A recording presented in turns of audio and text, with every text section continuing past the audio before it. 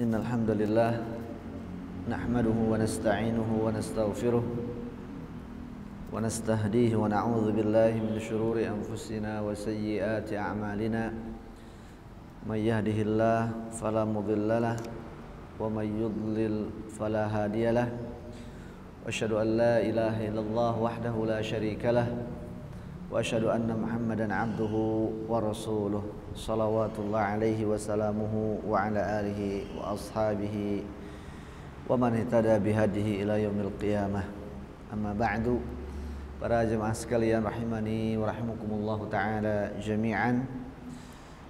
Bersyukur kita kepada Allah Subhanahu wa taala yang senantiasa melimpahkan nikmat dan karunia-Nya kepada kita, sehingga hari ini kita kembali dapat menjalankan kewajiban kita sebagai seorang muslim, sebagai muslimah, yaitu kewajiban menuntut ilmu, yang mana kita laksanakan pada hari ini pada saat kita juga menjalankan ibadah yang lain, yaitu ibadah saum di bulan Ramadan. Semoga Allah menerima apa yang kita kerjakan dari berbagai kebajikan selama bulan Ramadan ini dan menjadikan kita orang-orang yang bertakwa. Para jemaah sekalian rahimani wa rahimakumullah, insyaallah pada kesempatan pagi menjelang siang hari ini kita akan kembali melanjutkan pelajaran kita dari kitab tafsir Ibnu Katsir, yang mana kita tengah membahas surat Al-Baqarah, dan pelajaran yang lalu kita sudah sampai di ayat yang ke-96. Insyaallah kita lanjutkan mulai dari ayat ke-97 ya, sampai dengan ayat-ayat berikutnya sesuai nanti dengan kecukupan waktu yang ada.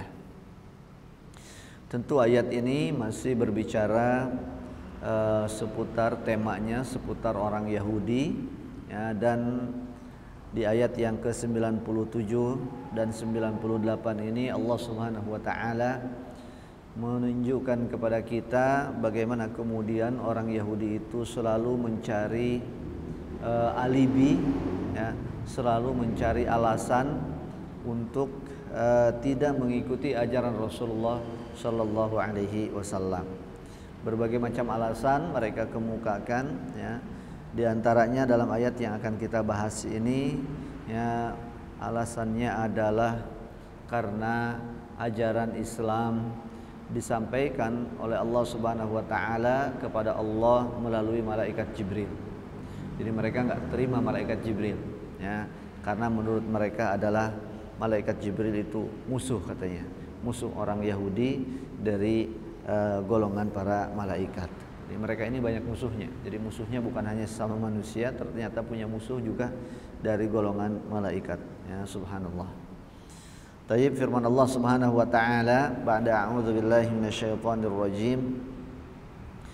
Kata Allah, "Qul man kana 'aduwwan li Jibril fa innahu nazzalahu 'ala qalbika bi idznillah, musaddiqan lima bayna yadayhi wa hudan wa busyra lil mu'minin. Man kana aduwwan lillahi wa malaikatihi wa rusulihi wa Jibril wa Mikail fa innallaha aduwwun lil kafirin." Kata Allah Subhanahu wa taala, katakanlah wahai Nabi Muhammad sallallahu alaihi wasallam, barang siapa yang memusuhi atau yang menjadi musuh malaikat Jibril, maka ketahuilah bahwa dialah yang telah menurunkan Al-Quran ke dalam hatimu dengan izin Allah Subhanahu wa taala, membenarkan kitab-kitab yang terdahulu ya, wa hudaw wa busyra lil mu'minin, dan menjadi petunjuk serta kabar gembira bagi orang-orang yang beriman. Kemudian kata Allah, barang siapa yang menjadi musuh Allah, man kana aduwwan lillahi wa malaikatihi wa rusulihi, dan para malaikat-malaikatnya serta rasul-rasulnya, Jibril dan Mikail, wa Jibril wa Mikail, fa innallaha aduwwun lil kafirin, maka sesungguhnya Allah musuh bagi orang-orang kafir. Para jemaah sekalian rahimani wa rahimakumullahu taala jami'an. Al-Imam Ibnu Jarir At-Tabari rahimahullahu taala mengatakan bahwa kedua ayat ini turun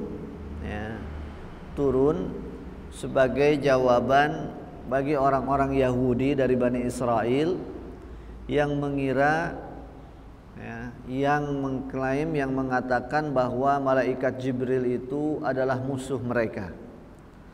Jadi ini adalah jawaban dari Allah Subhanahu wa taala atas prasangka mereka, atas klaim mereka bahwa Jibril adalah musuh mereka, sementara Mikail adalah malaikat yang mereka sayangi dan pro kepada mereka. Dan hal ini disepakati oleh para ulama. Disepakati oleh para ulama. Adapun kemudian yang menjadi asbabun nuzul daripada ayat ini, maka ada beberapa riwayat berselisih pendapat di antara para ulama tentang asbab an-nuzul, daripada sebab turunnya daripada ayat ini. Yang pertama berkaitan dengan asbab nuzul, saya ingin angkat dua kisah, dua riwayat atau setidaknya tiga nanti dengan penguat. Yang pertama, asbab nuzul, sebab turunnya daripada ayat ini adalah seperti yang diriwayatkan oleh Imam Ahmad dari Ibnu Abbas, bahwa beliau meriwayatkan sekelompok orang Yahudi mendatangi Rasulullah sallallahu alaihi wasallam. Jadi orang-orang Yahudi mendatangi Rasulullah sallallahu alaihi wasallam dan mereka mengatakan, "Wahai Abu Qasim, wahai Nabi Muhammad." Mereka memanggilnya Abu Qasim karena mereka tidak memanggil Nabi, tidak memanggil Rasul. So mereka tidak percaya tentang kenabian dan kerasulan Nabi Muhammad sallallahu alaihi wasallam. "Wahai Abu Qasim," kata mereka, "kabarkan kepada kami, ceritakan kepada kami perkara-perkara yang perkara-perkara ini tidak diketahui kecuali oleh para nabi." Maka kalau engkau bisa mengabarkannya, berarti engkau nabi. Maka kata Rasulullah SAW, silahkan, tanyakan perkara-perkara yang dimaksud itu. Tetapi kata Rasulullah SAW, harus ada perjanjian di antara kita. Walakin ij'alu li dhimmah wa ma akhadha Ya'qub ala banihi la in ana haddatsukum syai'an fa'araftumuhu la tutabi'unni 'alal Islam. Kata Rasulullah SAW, tapi kita sepakat dulu sebelum saya ceritakan, sebelum saya jawab perkara-perkara tadi, sepakat dulu dong kita.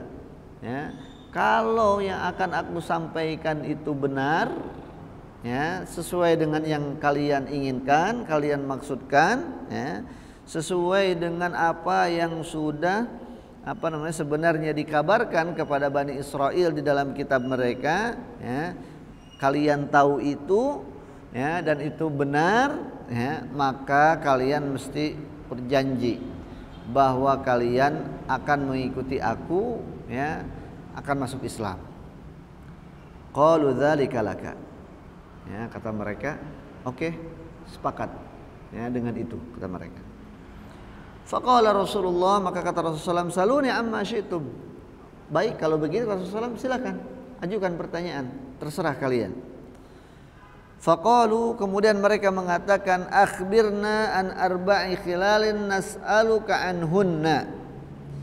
Kata mereka, jawab 4 pertanyaan dari kami.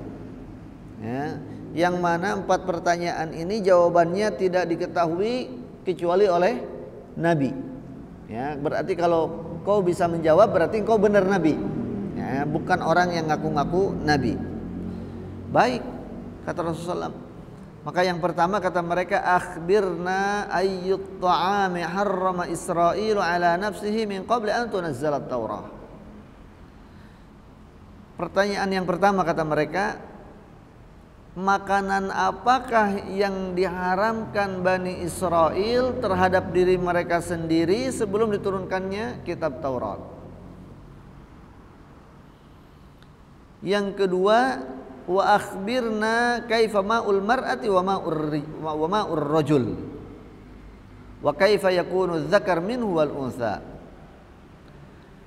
Yang berikutnya pertanyaannya, ya, bagaimana sifatnya, ya, cairan yang keluar dari rahim perempuan, sel telur, ya, wa ma'ur rajul, dan air maninya laki-laki, ya, sperma.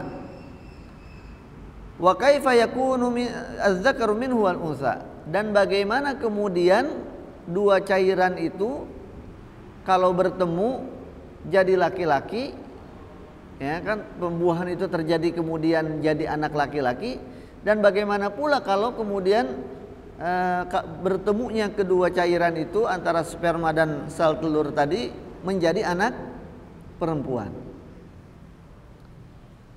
Tuh pertanyaannya. Yang berikutnya, wa akhbirna bihadzan naumil ummi fin naumi wa waliyuhu minal malaikah.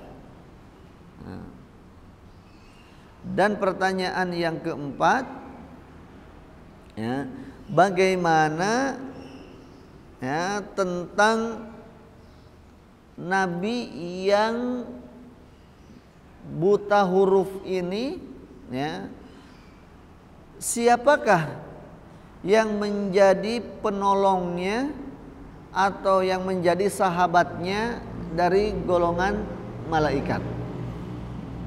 Nah, maka oleh Rasulullah SAW kemudian dijawab pertanyaan-pertanyaan itu. Yang pertama kata Rasulullah SAW, ingat, kalian harus berjanji kepada Allah Subhanahu wa taala, la in anba'tukum latutabi'unni. Ingat, alaikum ahdallah, kalian berjanji sama Allah, ya, sama Tuhan kalian, ya, karena mereka juga yakin kepada Allah, kalau aku jawab semua pertanyaan tadi, kalian akan mengikuti ajaranku. Ya. Faqala, ya.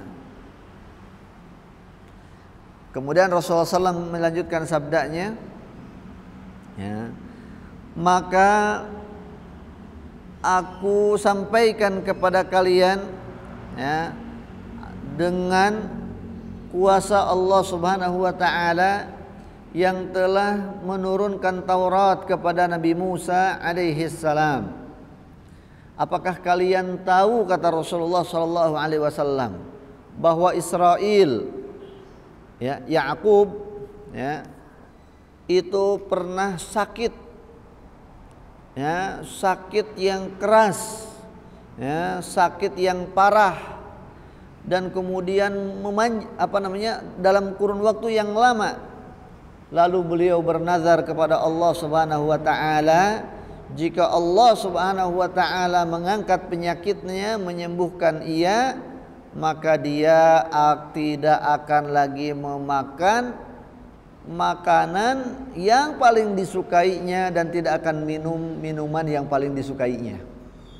Israel, ya. Dan ternyata kata Rasulullah SAW, wakana, dan pada saat itu makanan yang paling disukainya adalah daging unta. Adapun minuman yang paling disukainya adalah air susu unta. Ya. Itu jawaban atas pertanyaan yang pertama. Faqalu Allahumma na'am. Maka kata orang Yahudi itu, ya Allah, jawabannya benar. Ya, jadi diakui oleh mereka bahwa jawabannya benar. Oke. Faqala Rasulullah SAW, lalu Rasulullah SAW bersabda lagi untuk menjawab pertanyaan yang kedua. Allahumma asyhid alaihim, ya Allah, ya, bersaksilah atas mereka, ini orang-orang Yahudi ini.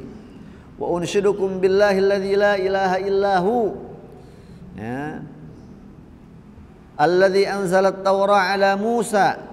Ya, kemudian kata Rasulullah SAW, dan aku, ya,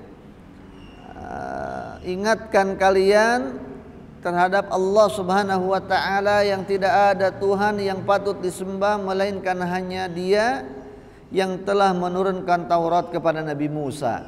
Mereka kan pegang Taurat, mereka percaya dengan kitab Taurat itu. Diingatkan tentang itu oleh Rasulullah SAW.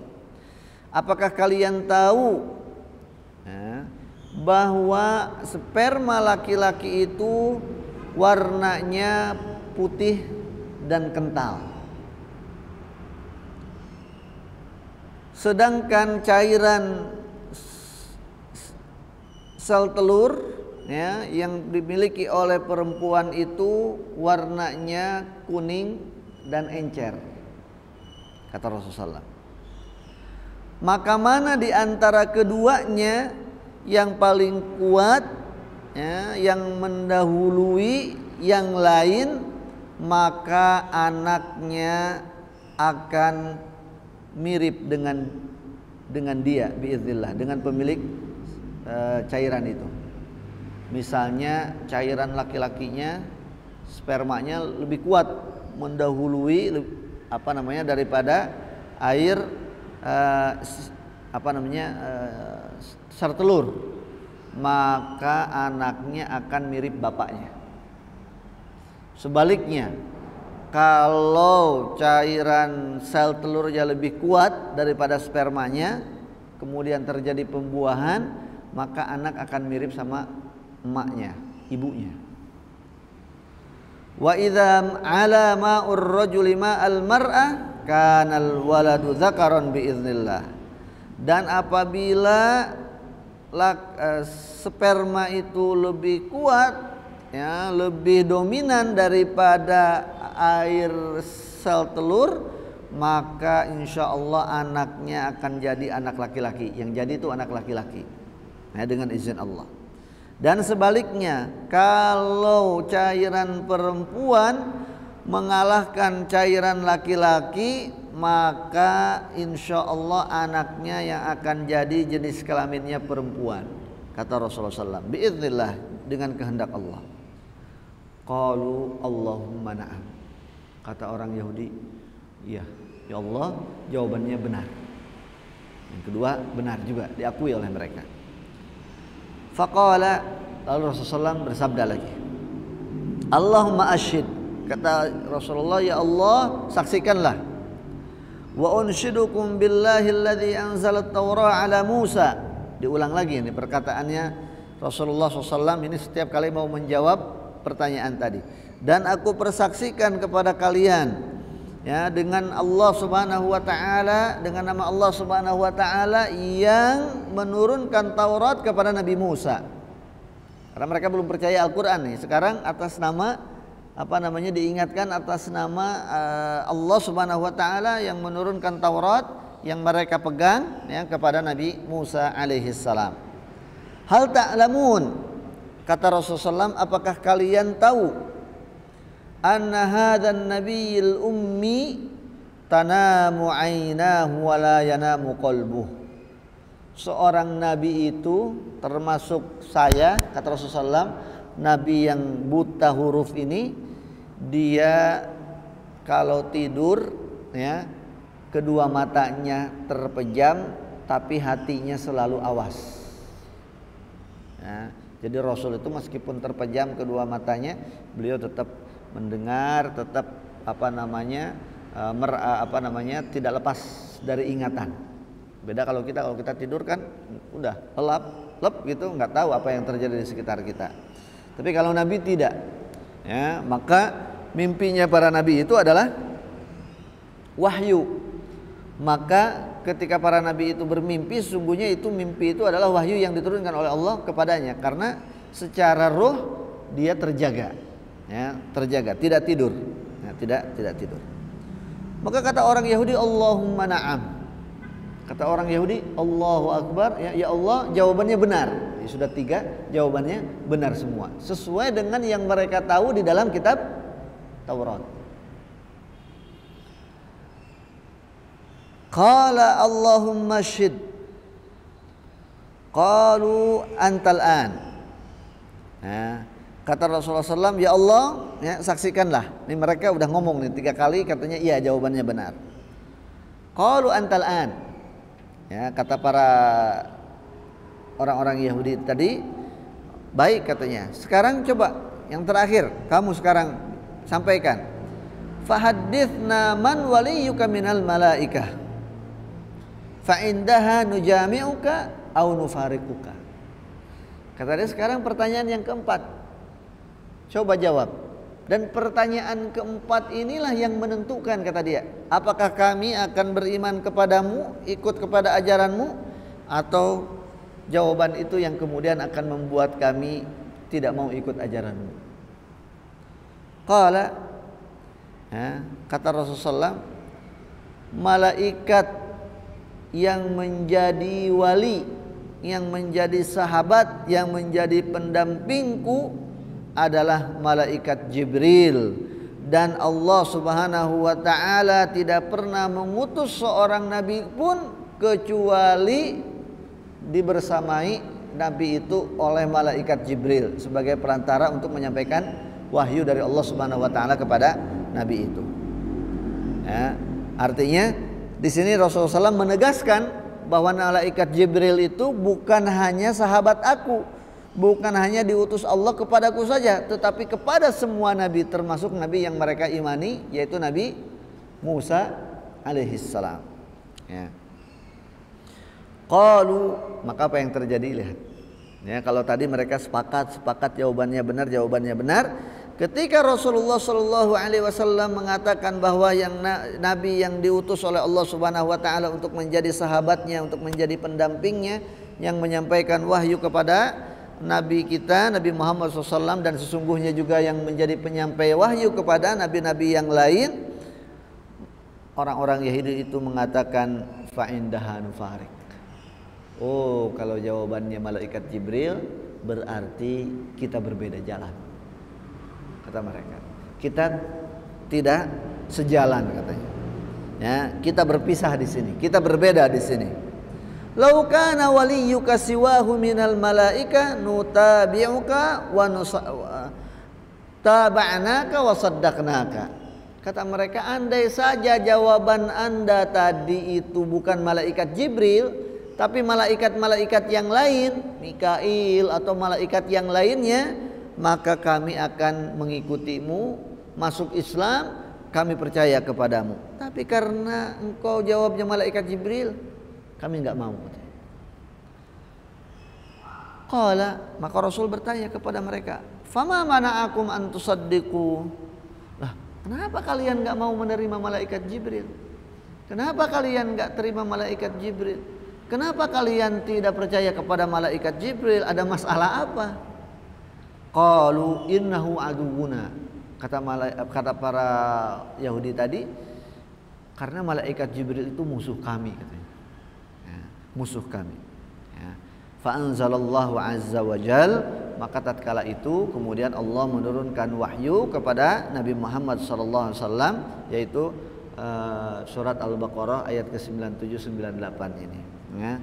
Qul man kana aduwwan li Jibril fa innahu nazzalahu ala qalbika bi idznillah musaddiqan lima baina yadayhi wa huda wa busyra lil mu'minin. Katakanlah wahai Nabi Muhammad, barang siapa yang menjadi musuh malaikat Jibril, maka sesungguhnya malaikat Jibril itu yang telah menurunkan wahyu kepadamu, ke dalam hatimu dengan perintah Allah Subhanahu wa taala, sebagai penutup, sebagai pembenar, sebagai penyempurna terhadap kitab-kitab yang sebelumnya, dan sebagai petunjuk, ya, kitab itu sebagai petunjuk dan kabar gembira bagi orang-orang yang beriman, ya.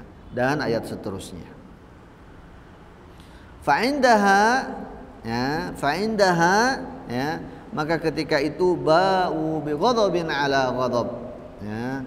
Maka ketika itu ya orang-orang Yahudi tadi itu berlalu kemudian meninggalkan Nabi Muhammad sallallahu alaihi wasallam ya di atas dengan kemurkaan di atas kemurkaan. Artinya kemurkaan dari Allah Subhanahu wa taala ya ditambah lagi kemurkaan ya. Kemurkaan di atas kemurkaan lantaran perilaku mereka seperti tadi ya. Hadis ini sekali lagi diriwayatkan oleh Imam Ahmad di dalam kitab Musnadnya.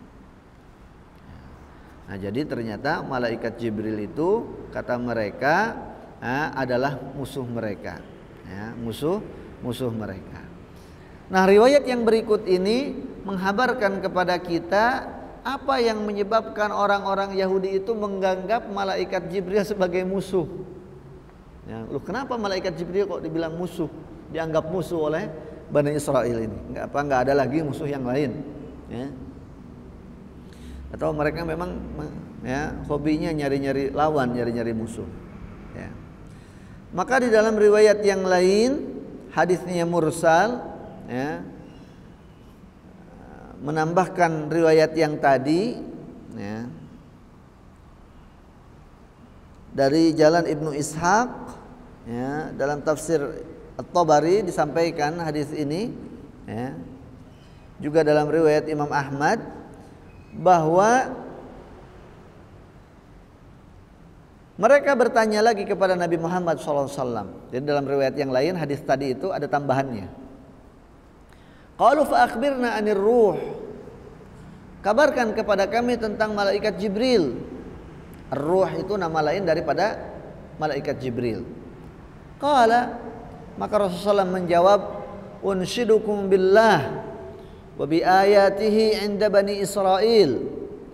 Ya, kata Rasulullah, ya, aku peringatkan kalian kepada Allah Subhanahu wa taala dan ayat-ayat kebesarannya yang diturunkan kepada Bani Israel.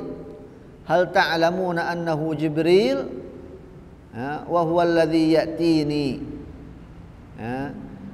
Apakah kalian tahu bahwa ar-ruh itu malaikat Jibril dan dialah yang diutus kepadaku, kata Rasulullah sallallahu alaihi wasallam.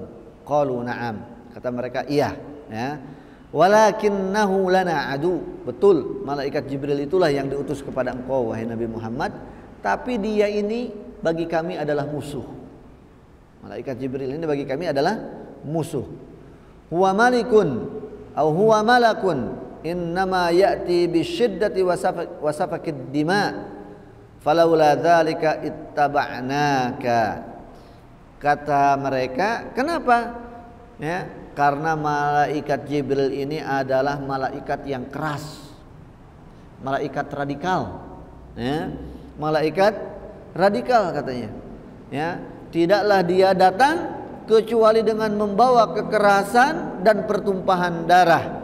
Seandainya dia tidak seperti itu, atau seandainya yang datang kepadamu itu bukan malaikat Jibril, maka kami pasti akan mengikuti ajaranmu wahai Nabi Muhammad. Maka kemudian turunlah ayat ini, qul man kana aduwwan li Jibril fa innahu nazzalahu ala qalbika biiznillah, dan seterusnya daripada surat Al-Baqarah ya, sampai dengan ayat 101 ya, 97 sampai dengan ayat 101.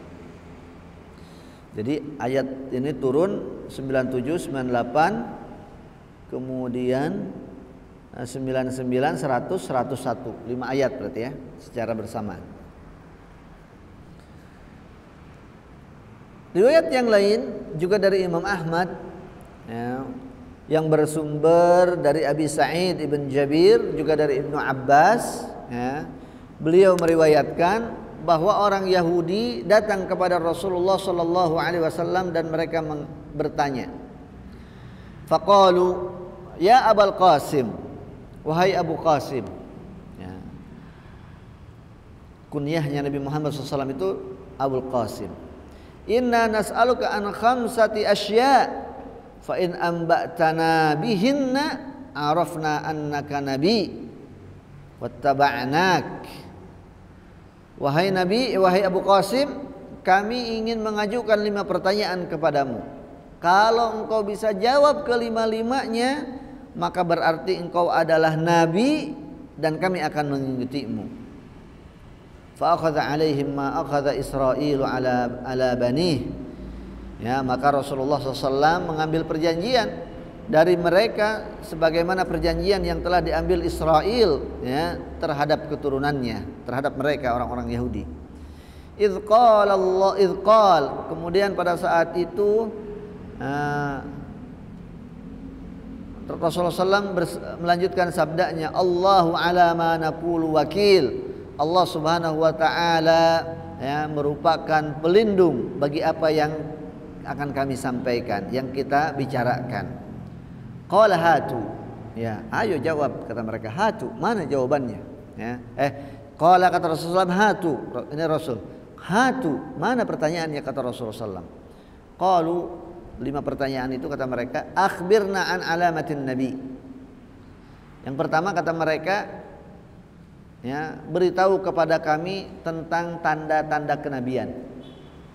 Bahwa seseorang itu sebagai nabi itu apa tandanya? Cirinya apa? Qala, kata Rasulullah, tanamu ainahu wa la yanamu qalbuh. Seorang nabi itu kedua matanya tidur tapi hatinya tidak pernah tertidur. Qalu fa akhbirna kaifa tu'nasul mar'atu wa kaifa yudhakkaru ar-rajul. Pertanyaan berikutnya kata mereka, kabarkan kepada kami, ceritakan kepada kami bagaimana proses terjadinya seseorang itu jadi anak perempuan dan bagaimana seseorang itu jadi anak laki-laki. Ya, ini mirip dengan hadis yang tadi, dengan riwayat yang berbeda. Qala yaltaqil ma'an fa idza ala ma'ur rajuli ma'al mar'ah, ya, uzkirat, wa idza ala ma'ur mar'ati ala ma'ar rajuli unsad atau ansad. Maka kata Nabi SAW, ketika kedua cairan bertemu tadi antara sperma dan sel telur, ya, maka kalau sel telurnya lebih kuat daripada spermanya, maka berarti akan jadi perempuan. Kalau spermanya lebih kuat, maka berarti nanti akan jadi anak laki-laki. Kata mereka benar. Qalu akhbirna ma harrama Israilu ala nafsih.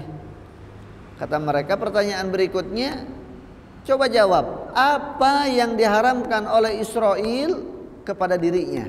Nabi Yakub. Israil itu Nabi Yakub. Bani Israil itu keturunan Bani Nabi Yakub.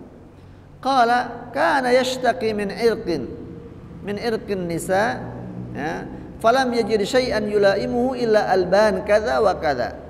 Ya. Maka pernah beliau mengeluhkan, yakni mengeluh sakit karena sebuah penyakit, ya, dan beliau belum mendapatkan obatnya. Ya, beliau belum mendapatkan obatnya. Lalu kemudian beliau berjanji kepada Allah Subhanahu wa taala, kalau sembuh maka akan begini dan begini. Kata Imam Ahmad, diriwayatkan di dalam jalan yang lain, yakni beliau tidak akan lagi makan dan minum sesuatu yang paling disukainya. Dalam hal ini adalah daging unta dan susu unta. Qalu sadaqta, kata orang Yahudi, betul, jawaban Anda betul. Qalu fa akhbirna ma hadzal ra'ad. Kata mereka, coba jelaskan kepada kami kenapa terjadi petir, geledek. Ya. Nah, ini pertanyaannya aneh-aneh. Bagaimana terjadinya petir, geledek? Qala malakun minal malaikati min malaikatillahi azza wa jalla muwakkalun bis sahab biyadaihi au biyadihi mikhraq min nar, ya, yujjaru bihi sahab yasuquhu haitsu amarahu Allah azza wa jalla. Kata mereka, kata Rasulullah sallallahu alaihi wasallam, di atas langit sana, di awan itu ada malaikat yang Allah Subhanahu wa taala tugaskan, ya, untuk mengatur awan. Ya. Di tangan malaikat itu terdapat atau malaikat itu membawa pemantik api, ya, yang kemudian dengannya dia bisa mengendalikan awan, ya, memantik awan, ya, maka terjadilah kemudian kilatan, ya, dengan kilatan itu kemudian terjadi suara kan. Yasuquhu haitsu amarahullahu taala. Malaikat itu akan mendorong awan, menggiring awan ke tempat atau ke arah sesuai dengan yang diperintahkan oleh Allah Subhanahu wa taala. Jadi awan itu mau didorong ke utara, mau didorong ke timur, mau didorong ke barat, itu adalah bukan kehendak dari malaikat itu, tapi sesuai dengan perintah Allah. Mana yang akan dihujani, tanah mana yang akan dihujani, tanah mana yang tidak dihujani, itu sesuai dengan aturan dan perintah Allah Subhanahu wa taala. Qalu, kemudian mereka bertanya, "Fama hadza sautul ladzi nasma'uhu?" Lalu suara yang menggelegar itu suara apa? Qala sautuhu, itulah suara daripada petir tadi, suara daripada suara geledek tadi. Qalu sadaqta, kata orang Yahudi itu, jawaban Anda benar. Nah, berarti orang Yahudi juga tahu proses terjadinya hujan itu dan awan itu, bagaimana terjadi kilatan dan petir itu, bagaimana, ya. Jawaban Nabi Muhammad sama, sepakat. Innama baqiyat wahidah, sudah 4 pertanyaannya. Kata mereka, innama baqiyat wahidah, tinggal 1 pertanyaan lagi. Wahiyallati nutabi'uka in akhbartana innahu laisa min nabi illa walahu malakun ya'tihi bil khair. Kata dia, dan pertanyaan inilah yang menentukan. Kalau engkau beritahu kepada kami, maka kami akan mengikutimu. Ya.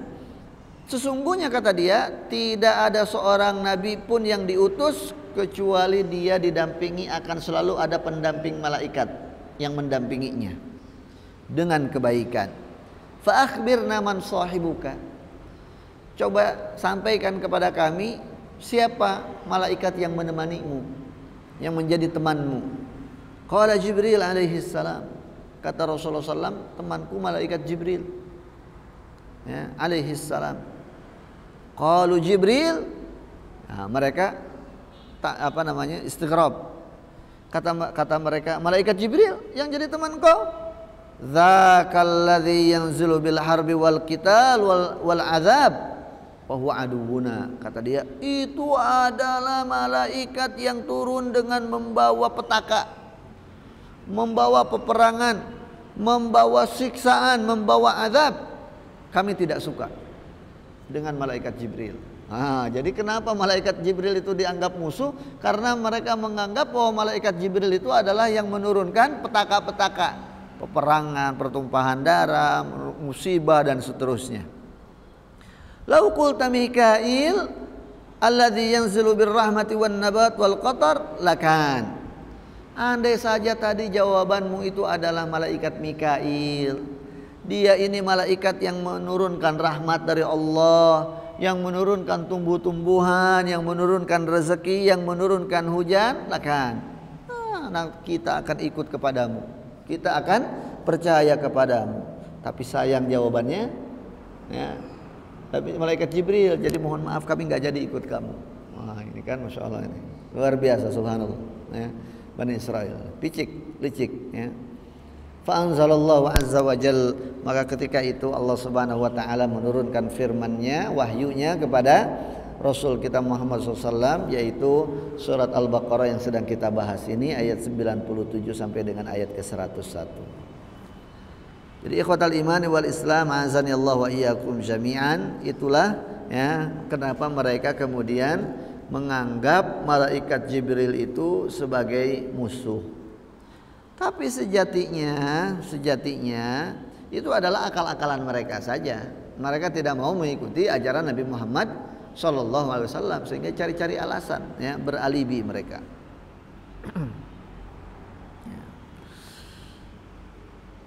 Itu asbabun nuzul, ya, versi satu pendapat, ya, bahwa yang menyebabkan ayat itu turun karena terjadi dialog antara Nabi Muhammad SAW dengan orang-orang Yahudi.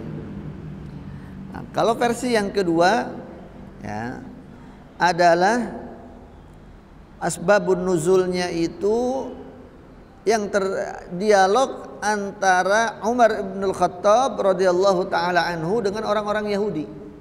Yang tadi orang Yahudi dengan Nabi Muhammad, kalau ini orang Yahudi dengan Umar bin Khattab. Ya, ceritanya hampir mirip. Ceritanya hampir mirip.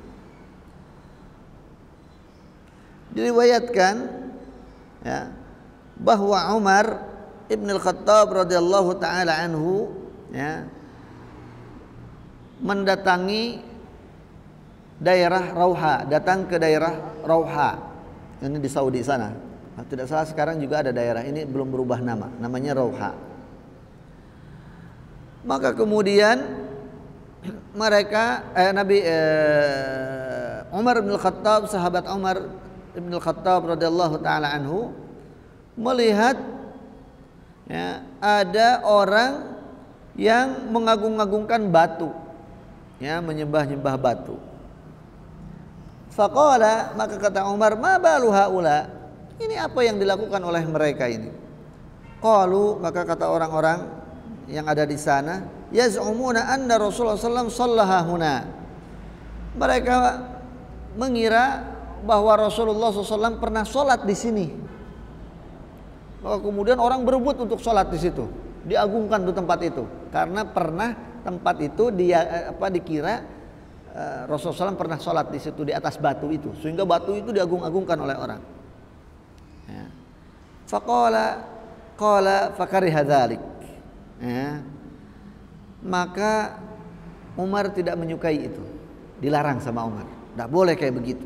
Ya. Tidak boleh. Ya.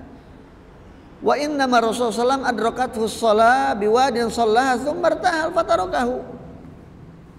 Ya. Dulu Rasulullah SAW kenapa sholat di atas batu ini? Karena pada saat Rasulullah SAW lewat di sini, datang waktu sholat. Maka Rasulullah SAW sholatlah di situ, ya, karena sudah masuk waktunya.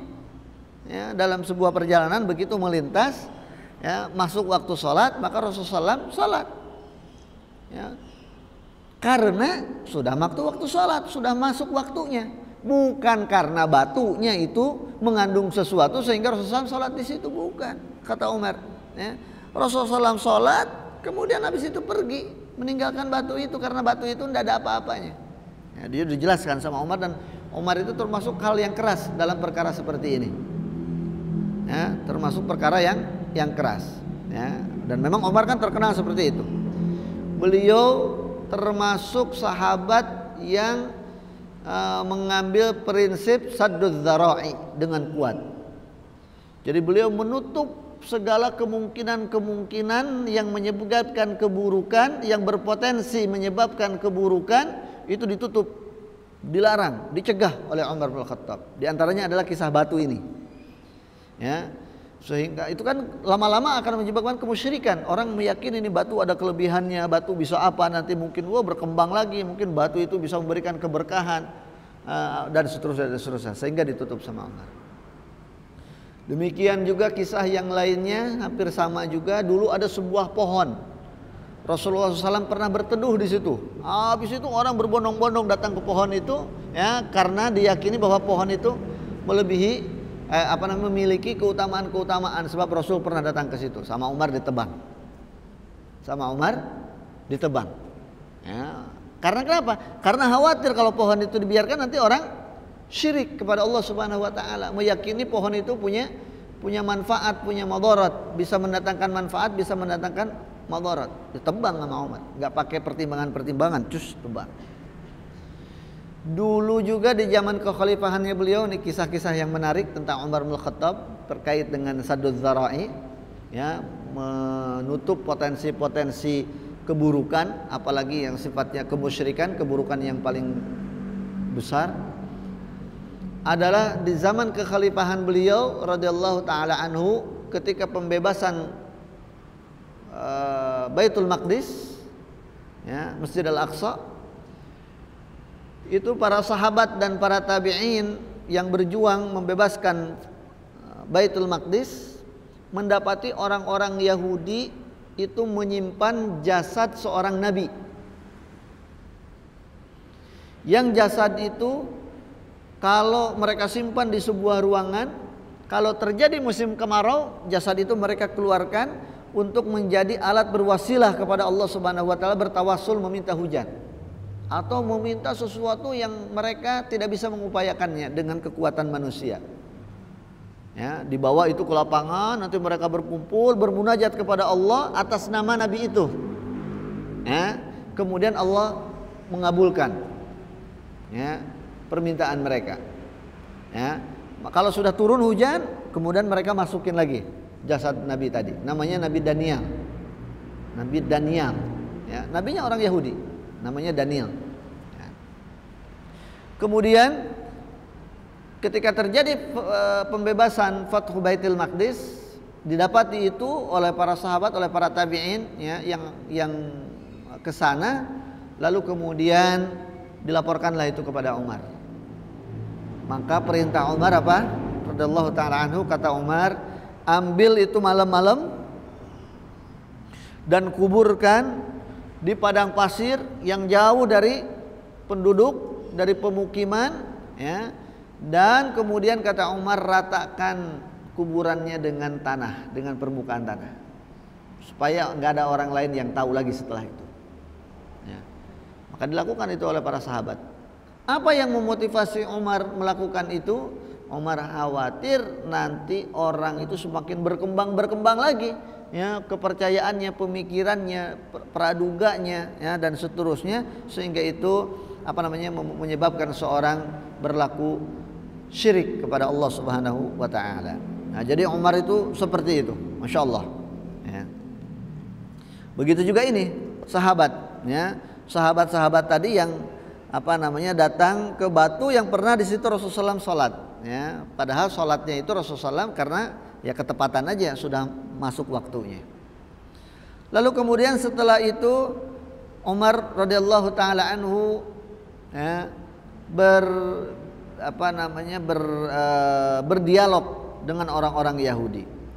Kuntu ashhadul yahuda yauma midrasihim fa'ajaba minat taurati kaifa tusaddaqul furqan wa minal furqan kaifa yusaddiqut taurah.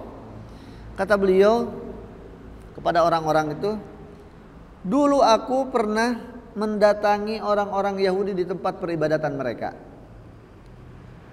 Apa namanya tempat ibadah orang Yahudi itu? Sinagog ya, sinagog tadi. Kalau bahasa Sunda, sinagog itu jongkok. Nah, sinagog. Nah, itu tempat peribadatan mereka. Kata Umar, saya pernah masuk ke tempat peribadatan orang Yahudi itu dan saya terheran-heran bahwa ternyata Quran itu dibenarkan oleh kitab suci mereka, Taurat, dan Al-Quran juga membenarkan Taurat sebagai kitab yang pernah turun sebelum Al-Quran. Jadi Al-Quran diceritakan di dalam Taurat, Taurat juga diceritakan di dalam Al-Quran. Tetapi kata Umar, ini Umar menceritakan kepada mereka tadi yang sholat di atas batu tadi itu, ya, menceritakan dia kejadian yang pernah terjadi, dialog yang pernah terjadi antara dirinya dengan orang Yahudi tadi. Fabainama ana indahum zata yaumin, ketika aku bersama mereka pada saat itu bersama orang Yahudi, qalu, orang-orang Yahudi itu bertanya, ya Ibn Khattab, ma min ashabika ahadun ahabbu ilaina minka. Kata orang Yahudi ini pintar gombal ya, wahai Umar, tidak ada di antara sahabat-sahabatmu, tidak ada di antara pengikut Nabi Muhammad SAW yang paling kami cintai selain engkau. Nah, gombal. Qultu walimadzaka. Kata Umar, loh kenapa begitu? Padahal Umar kan galak orangnya, ya kan? Qalu innaka taghshana wa ta'tina. Karena engkau ini suka mendatangi kami. Ya, engkau ini baik, perhatian kepada kami, engkau suka datang kepada kami. Faqultu inni atitukum fa'ajabu minal furqan kaifa yusaddiqut taurah wa minat taurah kaifa yusaddiqul furqan. Tahu enggak kata Umar kepada mereka, sesungguhnya aku ini datang kepada kalian ini karena aku ini terheran-heran. Al-Quran dibenarkan oleh Taurat, Taurat dibenarkan oleh Al-Quran. Qala, ya, wa marra Rasulullah sallallahu alaihi wasallam faqalu ya ibn Khattab dzaka sahibukum fal haqqu bihi, ya.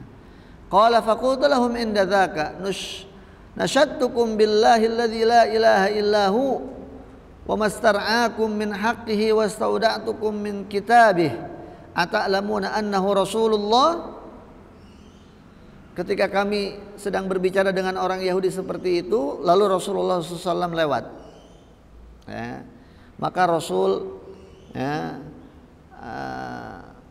maka mereka berkata kepada Umar, wahai Umar bin Khattab, ya, itu teman kamu kan, katanya gitu. Itu teman engkau kan, sahabatmu kan, katanya. Fal haqqu bihi, ya, fal haq bihi, kata dia, fal haq bihi. Susul katanya, panggil.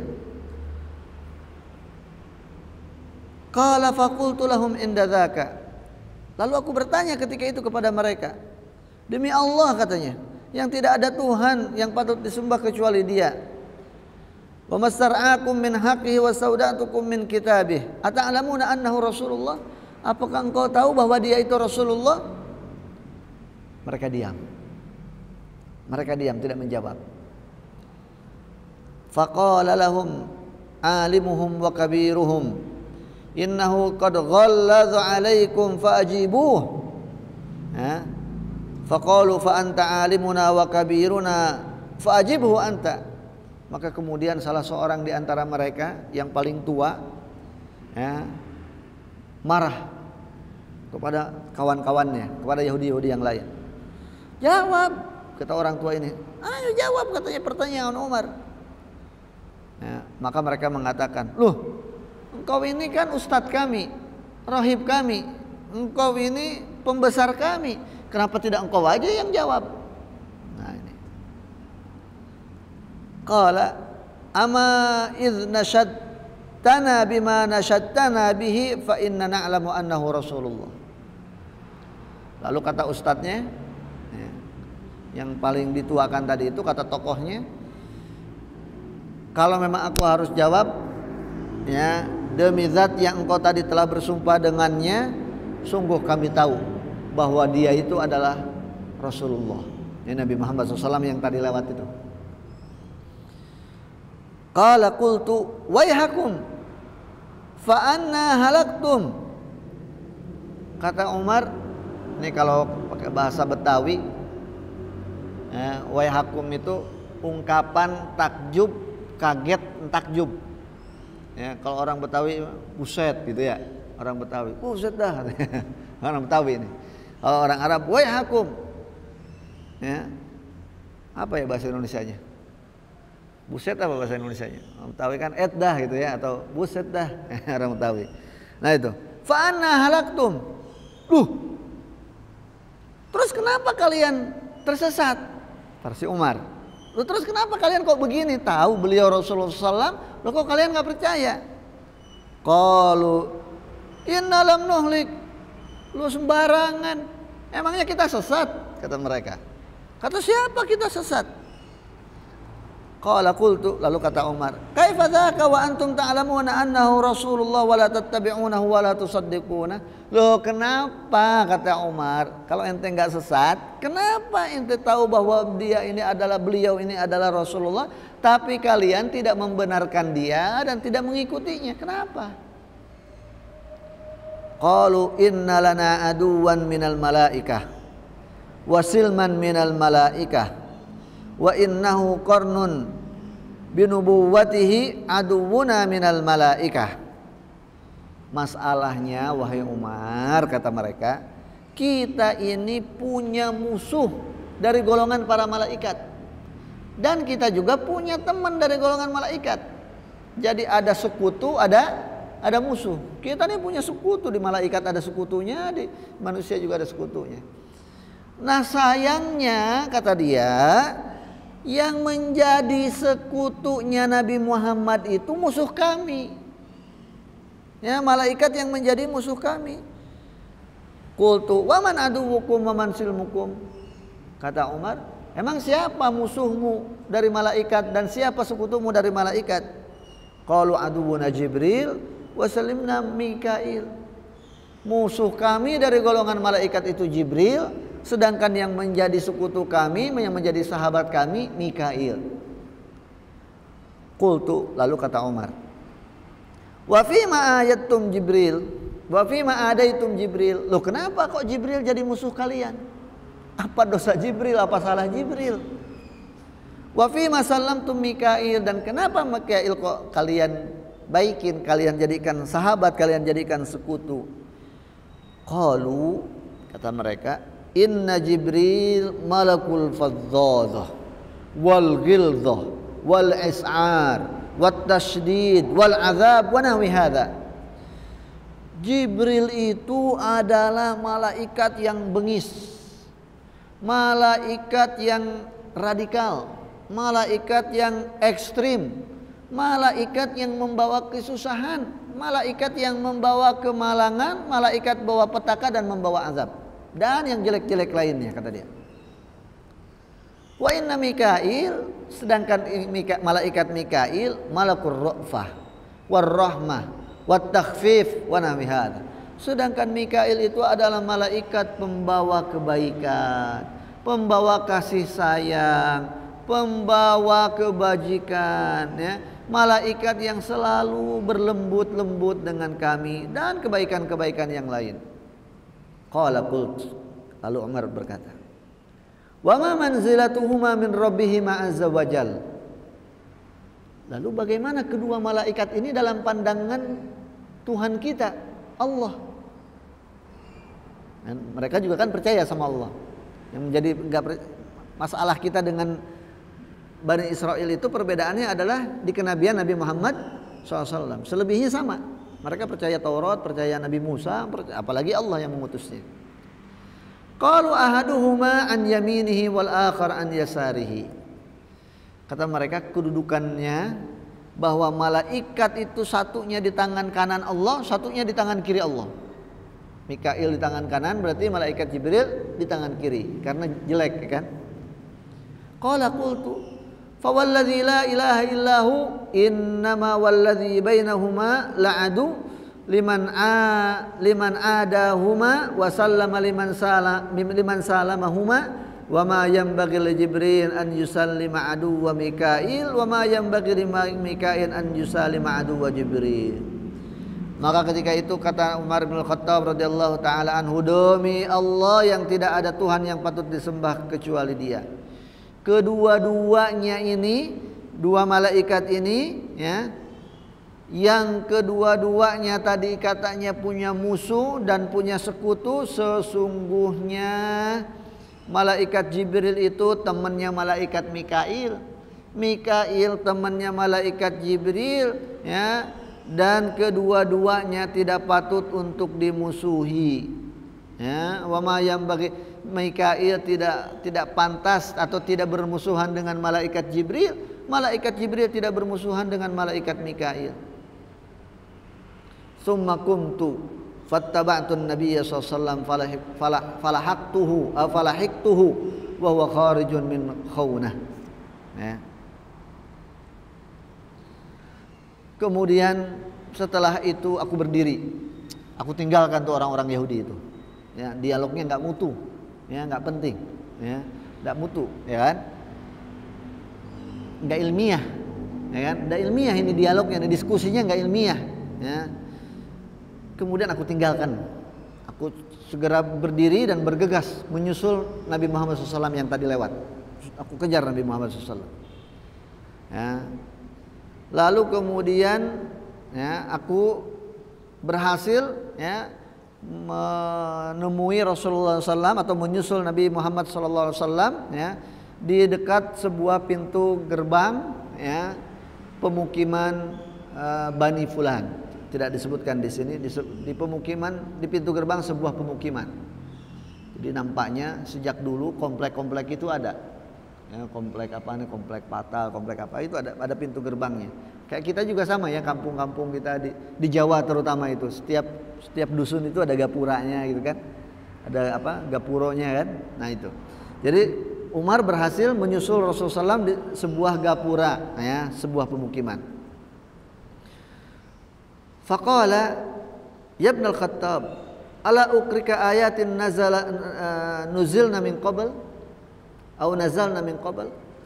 Ketika aku sampai kepada Nabi Muhammad SAW, lalu Rasul bersabda kepadaku, hai Umar, ya ibn Khattab, wahai anak Khattab, mau enggak ya, aku bacakan kepadamu ayat Al-Quran yang barusan saja turun. Yang barusan saja turun. Jadi masih hangat banget nih. Ya, ibarat bahasa kita masih hangat banget nih. Baru turun nih ayat. Faqara alayya, maka kata Umar, lalu Rasulullah SAW membacakan kepadaku, man kana aduwwal li Jibril fa innahu nazzalahu ala qalbika biiznillah musaddiqan lima baina yadayhi. Ayat yang sedang kita bahas. Barang siapa yang menjadi musuh malaikat Jibril, maka ketahuilah Nabi Muhammad, sesungguhnya malaikat Jibril itulah yang telah menurunkan wahyu kepadamu atas perintah Allah sebagai penyempurna kitab-kitab sebelumnya, dan seterusnya sampai ayat terakhir daripada ayat ke-101 dari surat Al-Baqarah ini. Qala qultu, lalu setelah aku dengarkan ayat itu, aku sampaikan kepada Nabi, bi abi ammi wa ummi ya Rasulullah, ya, demi bapa dan ibuku wahai Rasul, ya, walladzi ba'atsaka bil haqq, demi zat yang mengutusmu dengan kebenaran. Laqad jitu wa ana uridu an akhbirak. Ya, aku ini datang lari-lari menyusulmu ini, aku ingin memberitahumu dialog yang barusan saja terjadi antara aku dengan orang-orang Yahudi. Ya, fa asma'al latiful khabir faqad sabaqani ilaika bil khair. Namun Allah yang Maha mendengar, Allah yang Maha berkasih sayang, yang Maha tahu, ya, telah lebih dulu memberitahukan kabar ini kepada engkau, sehingga kemudian turunlah wahyu. Nah, jadi ternyata persis banget nih, gitu kan? Nah, karena memang ayat itu turun sebagai jawaban daripada apa yang diperselisihkan oleh Bani Israel, ya, dengan sahabat Umar bin Khattab radhiyallahu taala anhu wa ardhah. Ikhwata fid din, azanillahu wa iyyakum jami'an. Jadi ini diantara dua versi riwayat, ya, diantara versi yang ada terkait dengan asbab an-nuzul, kenapa kedua atau kelima ayat tadi turun, 97 sampai dengan 101 daripada surat Al-Baqarah. Jadi gara-gara orang Yahudi, ya, menganggap malaikat Jibril itu sebagai musuh. Man kana aduwwal Jibril, ya, kita sekarang kembali kepada tafsirnya atau masuk kepada tafsirnya. Ya, waktu kita tinggal 20 menit ini, mudah-mudahan cukup, ya.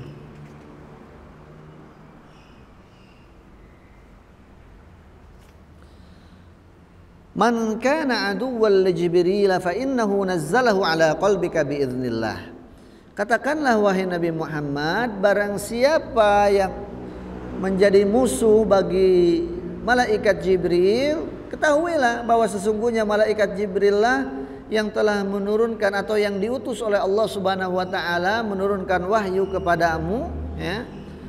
Yang mana wahyu itu kemudian menjadi penyempurna atas kitab-kitab yang telah diturunkan Allah sebelumnya. Maksud daripada ayat ini, kata Imam Ibnu Katsir, bahwa barang siapa yang memusuhi malaikat Jibril, maka ketahuilah bahwa malaikat Jibril itu yang telah menurunkan Al-Quran kepada Nabi Muhammad SAW itu dari Allah, atas perintah Allah Subhanahu wa taala untuk itu, bukan atas kehendak malaikat Jibril sendiri. Malaikat Jibril ini merupakan utusan di antara utusan-utusan Allah Subhanahu wa taala dari golongan malaikat. Maka barang siapa yang memusuhi salah satu utusan Allah Subhanahu wa taala, maka sama dengan memusuhi seluruh utusan Allah Subhanahu wa taala.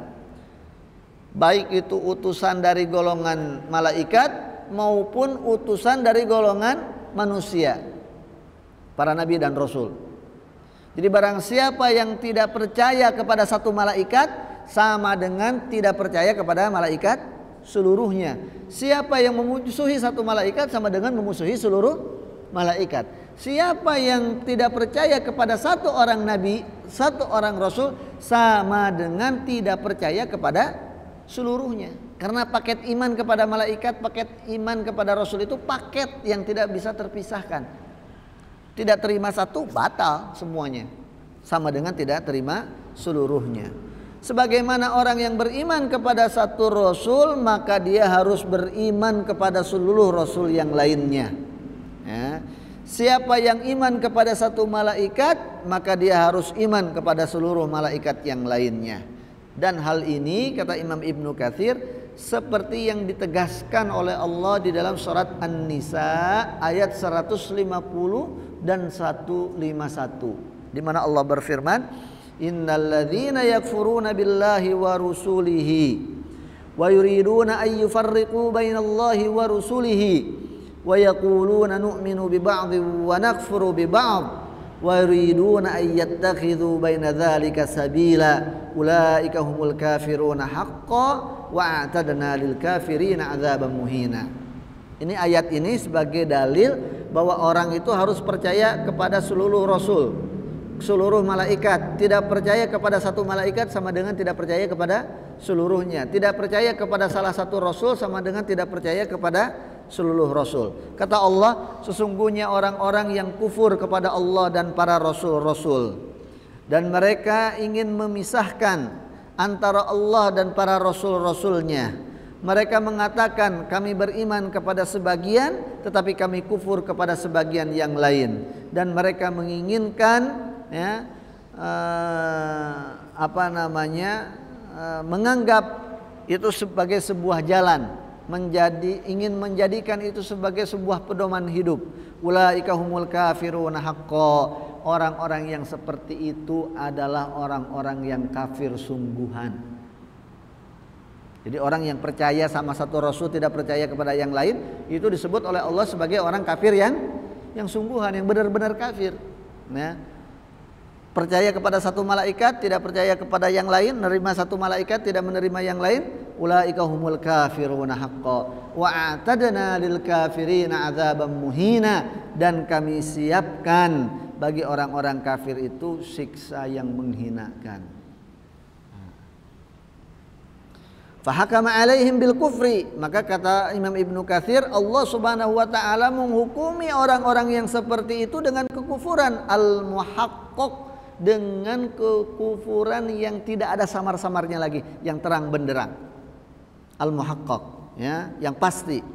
Idz amanu bi ba'dir rusul wa kafaru bi ba'dihim, sebab mereka iman kepada sebagian rasul dan kufur kepada sebagian yang lain. Demikian juga siapa yang memusuhi Jibril, maka sesungguhnya dia menjadi musuh bagi Allah Subhanahu wa taala, karena sesungguhnya malaikat Jibril itu tidak menurunkan wahyu kecuali itu atas perintah Allah Subhanahu wa taala dan bukan dari keinginan pribadi malaikat Jibril alaihi salam. Akan tetapi sekali lagi malaikat Jibril itu turun dan menurunkan wahyu dari Allah Subhanahu wa taala sebagaimana yang disebutkan oleh Allah di dalam surat Maryam ayat ke-64, wa ma tanazzalu illa bi amri rabbik lahu ma baina aydina wa ma khalfana wa ma baina dzalik wa ma kana rabbuka nasiya.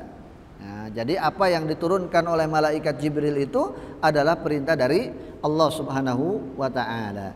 Demikian juga firman Allah dalam surat Asy-Syu'ara ayat 192 sampai dengan 194, wa innahu latanzilum mir rabbil alamin nazala bihi ruhul amin ala qalbika litakuna minal munzirin.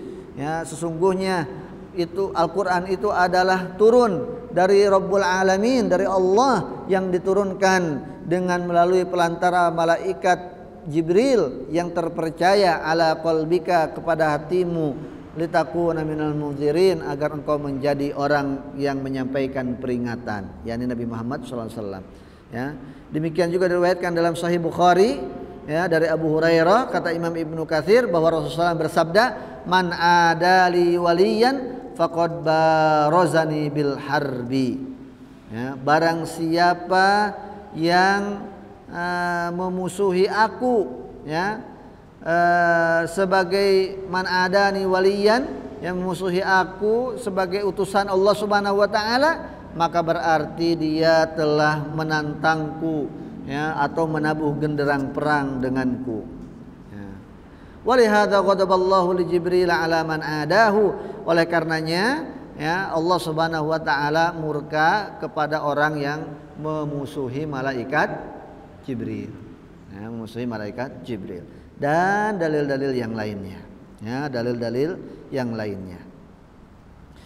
Kemudian di ikhwatal iman wal Islam azanillahu wa iyyakum jami'an, qul man kana aduwwan li Jibril fa innahu nazzalahu ala qalbika bi idznillah musaddiqan lima bayna yadayhi wa huda, ya, musaddiqan lima bayna yadayhi, bahwa malaikat Jibril itu datang atau turun kepada kepada Rasulullah sallallahu alaihi wasallam dengan membawa Al-Qur'an biiznillah, ya, atas perintah Allah Subhanahu wa taala. Untuk apa? Musaddiqan lima baina yadayhi, bahwa Al-Qur'an itu diturunkan untuk menjadi penyempurna syariat Allah yang diturunkan kepada para nabi-nabi sebelumnya yang terdapat pada kitab-kitab sebelum Al-Qur'an, Zabur, Taurat, Injil, kemudian Suhuf Ibrahim dan seterusnya. Wa hudaw wa busyra lil mu'minin, dan Al-Qur'an juga menjadi petunjuk dan kabar gembira bagi orang yang beriman.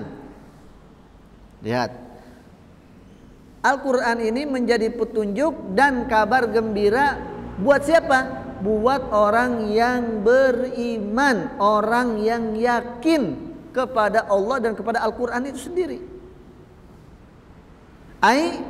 Kata Imam Ibnu Katsir, maksudnya adalah bahwa Al-Qur'an itu petunjuk untuk hati kaum muslimin dan kabar gembira untuk mereka, untuk kaum muslimin, bahwa mereka akan mendapatkan surga dari Allah Subhanahu wa taala, dan itu tidak mungkin didapatkan kecuali untuk orang yang beriman. Jadi kalau sekarang Al-Qur'an itu tidak menjadi petunjuk untuk kita, ini konteks kitanya nih, ayat ini titik pelajarannya untuk kita, bahwa kalau Al-Qur'an itu, ya, tidak menjadi hidayah untuk diri kita, kok tidak menjadi kabar gembira untuk kita, nah berarti ada apa dengan keimanan kita? Sebab Al-Qur'an itu hudan wa busyra lil mu'minin. Sebab Al-Qur'an itu akan menjadi petunjuk dan menjadi kabar gembira, bahkan di dalam ayat yang lain nanti akan kita baca, sebagai pelipur lara, obat hati, obat jiwa. Bagi siapa? Bagi yang beriman. Kalau seseorang kehilangan fungsi itu, berarti ada apa? Dia baca Quran, misalnya begitu. Dia ngaji tapi kok tidak merasakan manfaat dari Al-Qur'annya, nah berarti mesti koreksi keimanannya.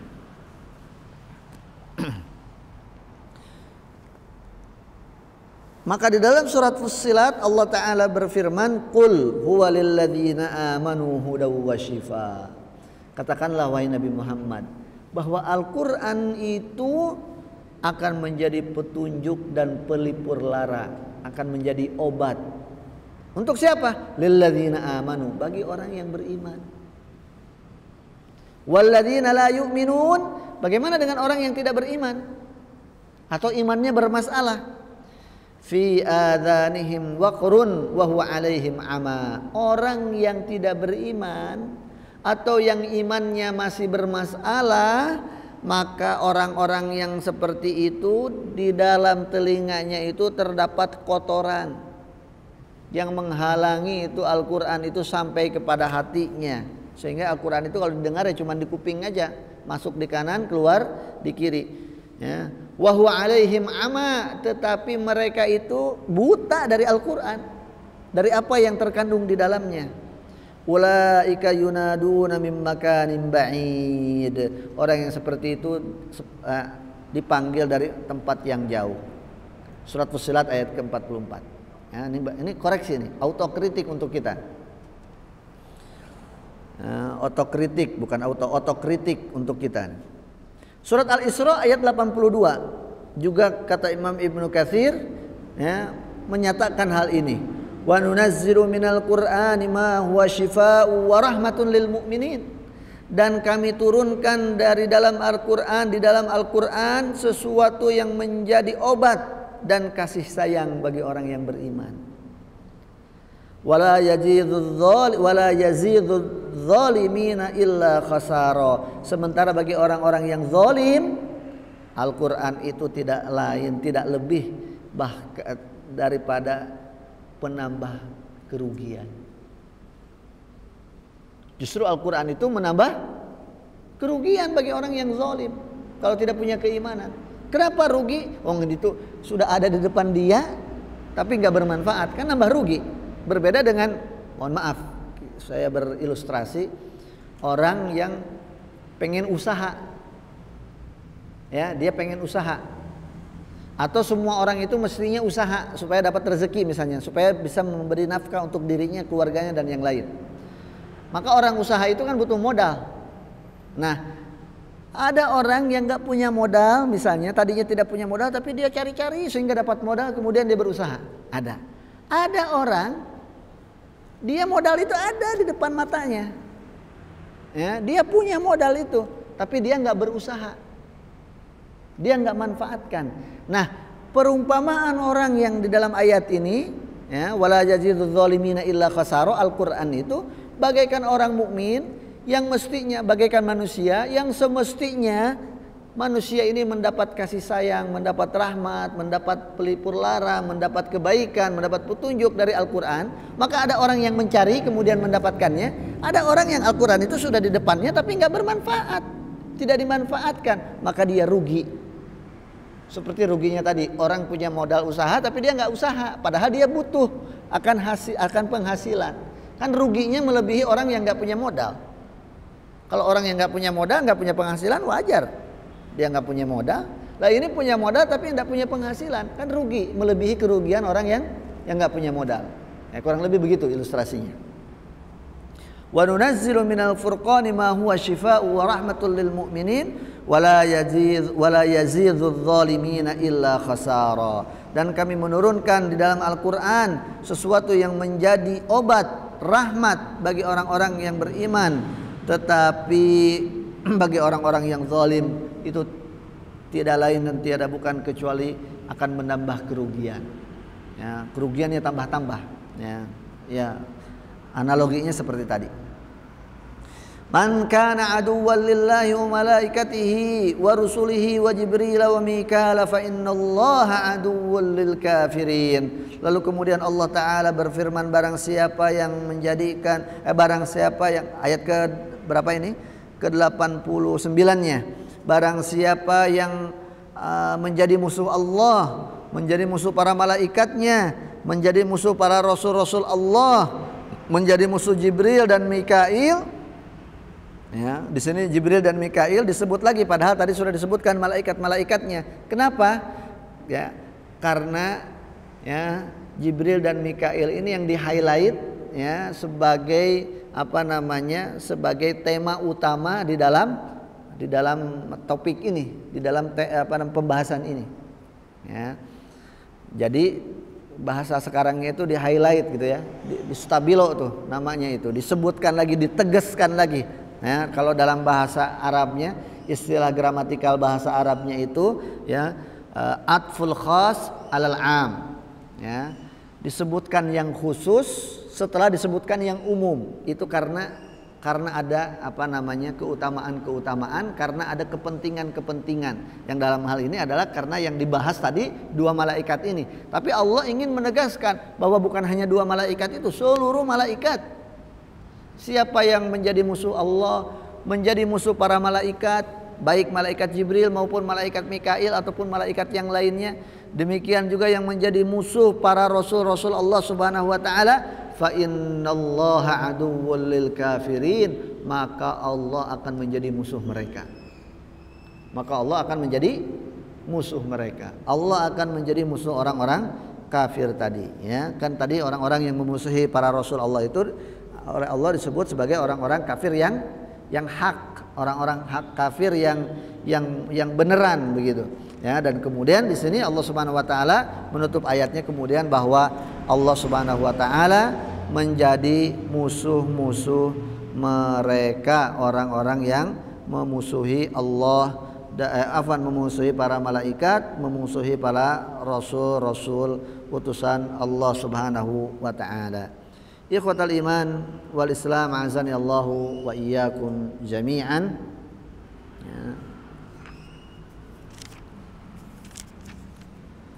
Insyaallah taala, ya, kita cukupkan dahulu pelajaran kita sampai di sini, ya, di penghujung ayat ke-98, ya, yang kaitannya dengan tema utama kita bahwa orang-orang Yahudi itu menjadikan malaikat Jibril sebagai musuh mereka, ya, sebuah alibi lantaran mereka tidak ingin mengikuti ajaran Rasulullah Sallallahu Alaihi Wasallam, ya.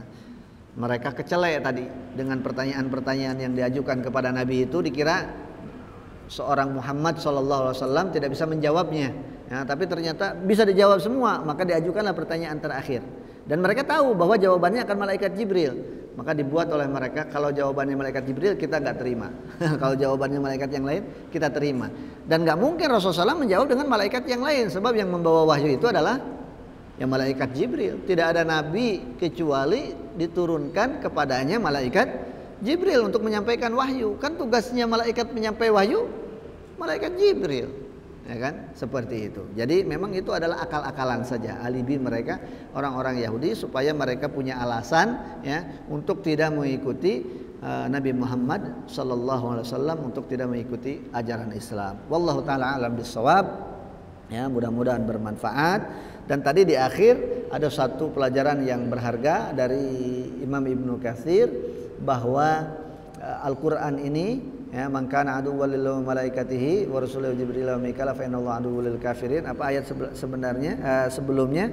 Hudan, ya, sebagai hudan, bahwa Al-Qur'an itu hudan, ya, wa busyra lil mu'minin, bahwa Al-Qur'an itu sebagai petunjuk dan sebagai pemberi kabar gembira bagi orang-orang yang beriman. Dikuatkan dengan ayat-ayat yang lain tadi, surat Maryam, surat Fussilat, bahwa kemudian sebagai pembawa rahmat, sebagai pelipur lara, sebagai kesembuhan Al-Qur'an itu. Tetapi itu hanya bagi orang yang beriman. Sementara orang yang tidak punya keimanan atau ada masalah dengan keimanannya, maka Al-Qur'an itu tidak lain kecuali hanya akan menjadi penambah kerugian.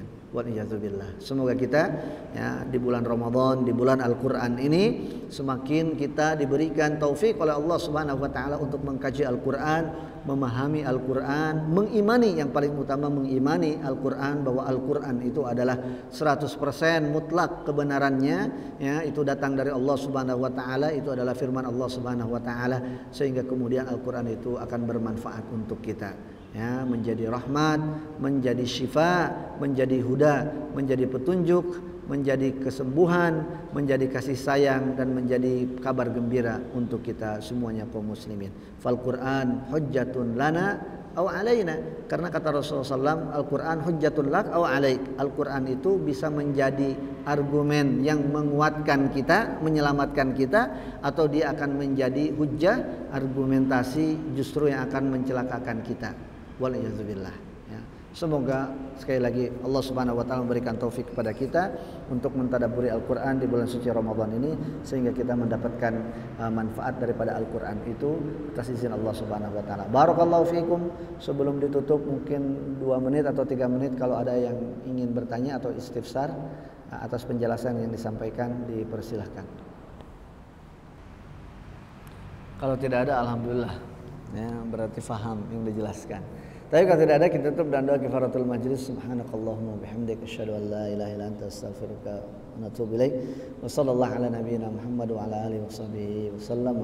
Akhiru da'wana alhamdulillahi rabbil alamin. Terima kasih atas segala perhatiannya. Mohon maaf atas segala kekurangan. Assalamualaikum warahmatullahi wabarakatuh.